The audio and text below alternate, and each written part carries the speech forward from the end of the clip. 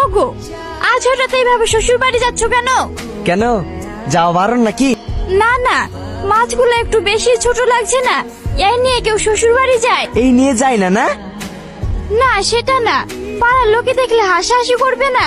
শ্বশুর বাড়ি যেতে গেলে কি কয়টা খাসি নিয়ে যেতে হয়? টাকা কি গাছের পাতা নাকি যে ঝড়া দেবো আর টুপ টুপ করে খুশি পড়বে? অত কথা না বলে চলো। না না, খাসি নিয়ে যেতে হবে কেন? বলছিলাম একটা বড় ইলিশ মাছ নিয়ে গেলেই তো হতো। আব্বা আমার ইলিশ খেতে খুব ভালোবাসে। আব্বা আমার ইলিশ খেতে ভালোবাসে বলি আমি কি ভালোবাসি সেটার খেয়াল আছে? আমার কান্টপিন্ডি গিলছে আর বাপের চিন্তা করছে।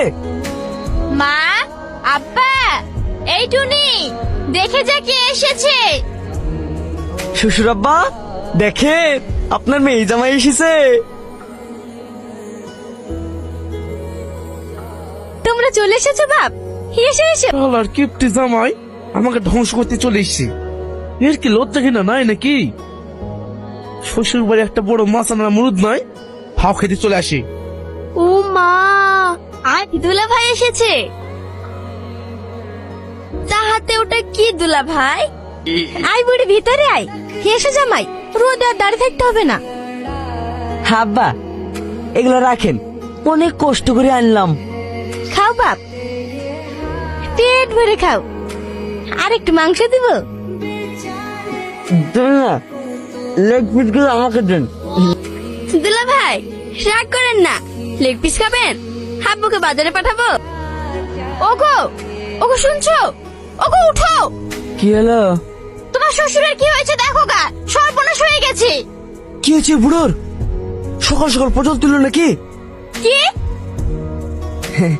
না মানে কি হয়েছে শ্বশুর আব্বার? চলো দেখি। আবার কি হলো গো? কাল রাত থেকে বুকটা ধরপড় ধরপড় করছে। আব্বা গো। শ্বশুর আব্বা আপনার কি হয়েছে? জামাই বাপ, সকাল সকাল বাজারে চল। তোমার যা যা খেতে মন যায় বাজার থেকে নিয়ে আসো। হ্যাঁ দুলা ভাই, যান যান, বাজার থেকে কাঁঠাল, আম আর ভালো ভালো ফল